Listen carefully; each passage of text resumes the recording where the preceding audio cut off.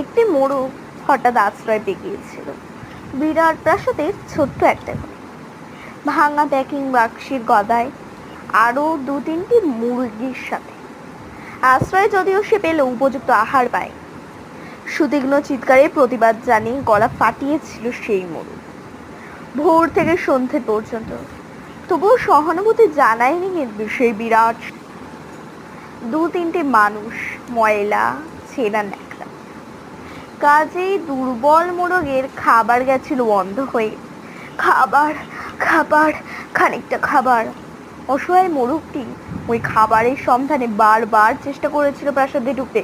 প্রত্যেকবারই প্রচন্ড তাড়া খেল। সে স্বপ্ন দেখে প্রাসাদের ভিতরে রাশি রাশি খাবার।